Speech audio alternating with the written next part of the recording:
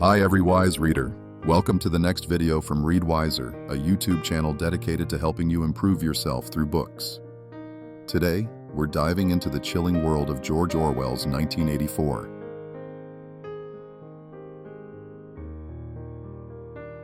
What if every move you made, every word you spoke, even every thought you had was monitored?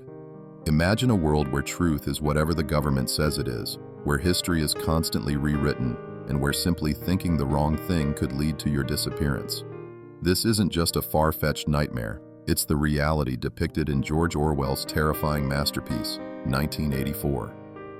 It's a stark warning about the dangers of unchecked power, total surveillance, and the manipulation of truth itself.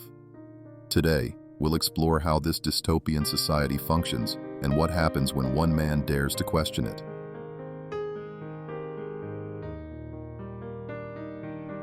"1984 argues that absolute government power, enforced through relentless surveillance, psychological control, the destruction of objective truth, and the suppression of individuality, leads inevitably to the complete annihilation of human freedom and spirit." We are introduced to Winston Smith, a citizen of Oceania, one of three perpetually warring superstates. Oceania is ruled by the party, personified by the omnipresent figurehead, Big Brother.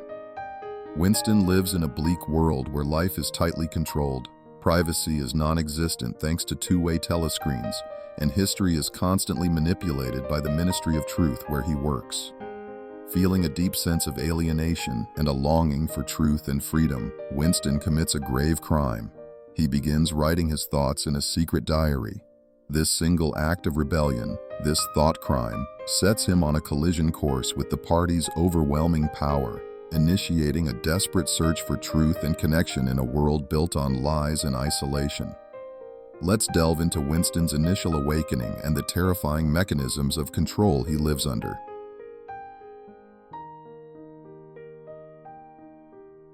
Part 1 throws us headfirst into the oppressive reality of Oceania. The party maintains control through constant surveillance via telescreens and the ever-present threat of the thought police, who punish not just actions but unorthodox thoughts.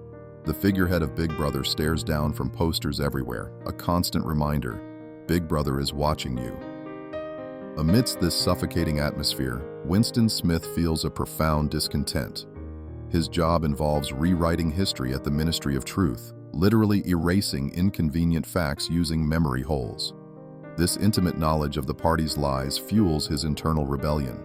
He buys an old diary, a forbidden act, and begins writing down his thoughts, committing the ultimate sin: thought crime. We see other control methods like the daily 2 minutes hate, a ritual designed to channel citizens' frustrations towards designated enemies, and the concept of doublethink, the ability to hold two contradictory beliefs simultaneously and accept both. This mental gymnastics is crucial for accepting the party's constant shifts in narrative. Winston desperately searches for signs of dissent in others, observing Julia, a young woman he initially fears might be a spy, and O'Brien, a high-ranking inter-party member whom Winston instinctively feels might share his hatred of the party. He also reflects on the proles, the largely ignored lower class, wondering if hope for revolution lies with them. This section vividly portrays the party's iron grip on reality and the human mind, but also shows the first flicker of resistance in Winston's desperate attempt to reclaim his individuality and memory. But Winston's solitary rebellion is about to take a dangerous turn towards connection.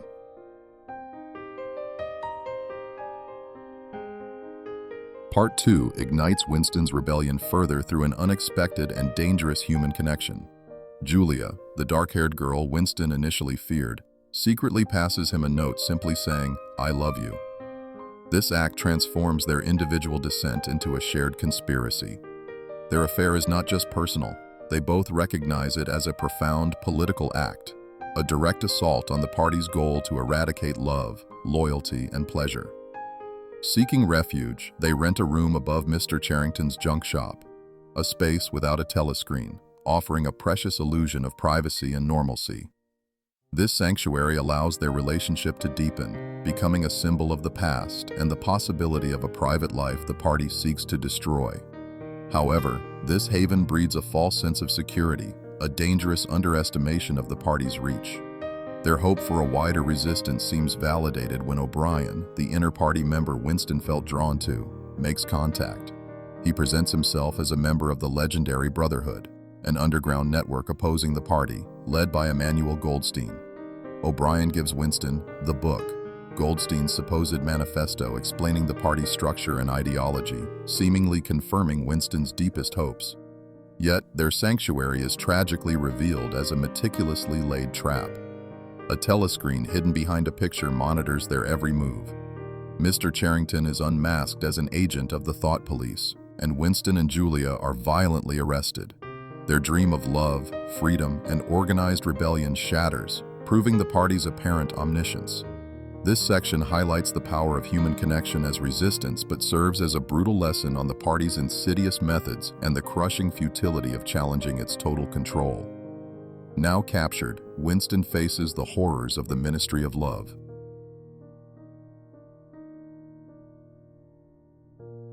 Part 3 plunges Winston into the terrifying depths of the Ministry of Love, where the party doesn't just punish dissent, it eradicates it.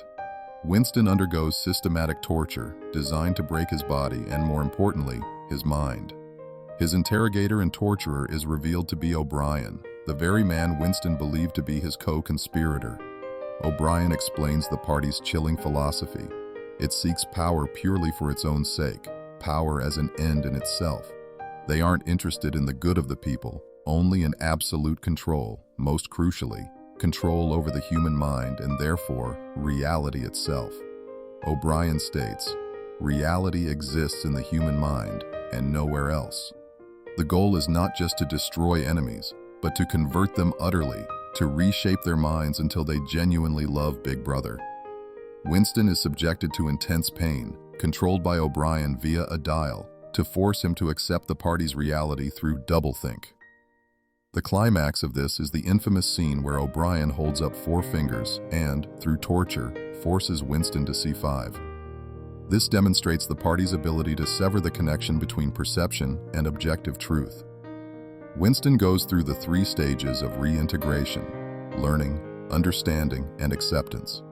He learns the party's power, understands its motives through O'Brien's chilling lectures, and intellectually accepts its doctrines. However, one part of him still resists: his love for Julia. This emotional rebellion is the final barrier. To break this last vestige of Winston's inner self, O'Brien sends him to room 101. Here, Winston confronts his deepest phobia, rats, in a terrifying cage designed to fit over his face.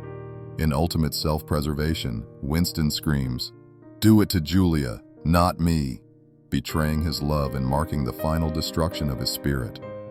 This section is a horrifying portrayal of psychological and physical destruction, showing how the party achieves total control by annihilating individuality, love, and the very concept of objective reality. But how does language itself play a role in this system of control?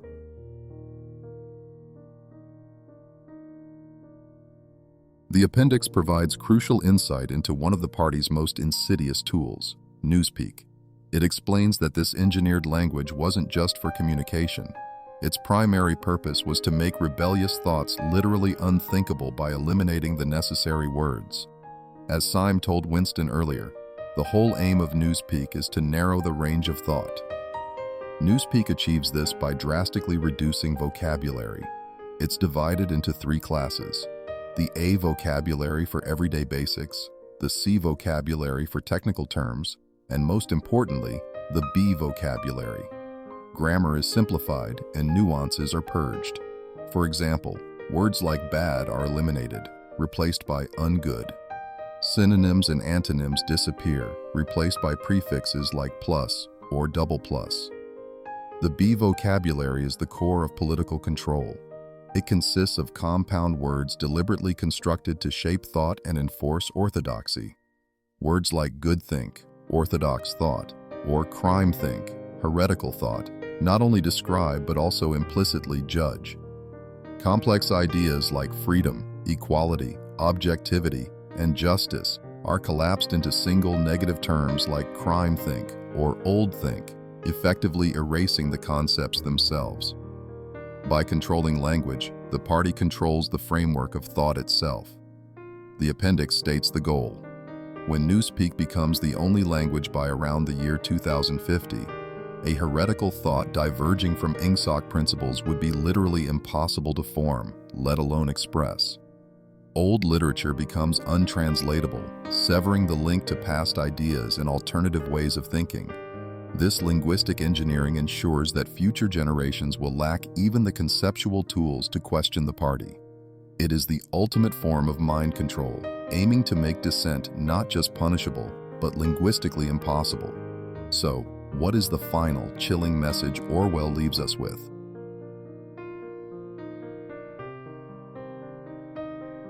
"1984 charts. Winston Smith's journey from a budding rebel, clinging to memory and truth, to a completely broken man.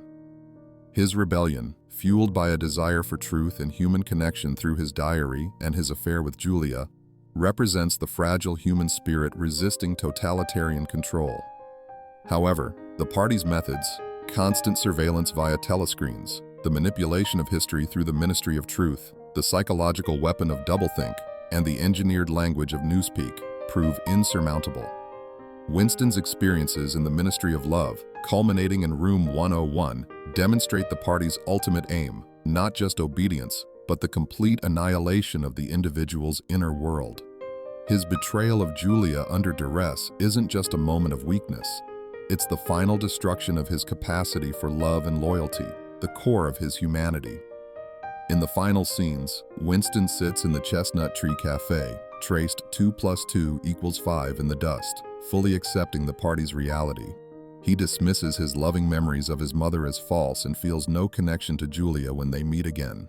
When a supposed military victory is announced, Winston feels genuine love for Big Brother.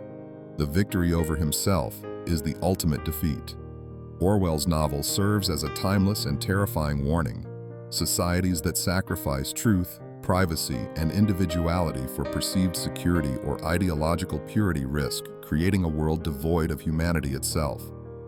The struggle for objective reality and freedom begins in the mind.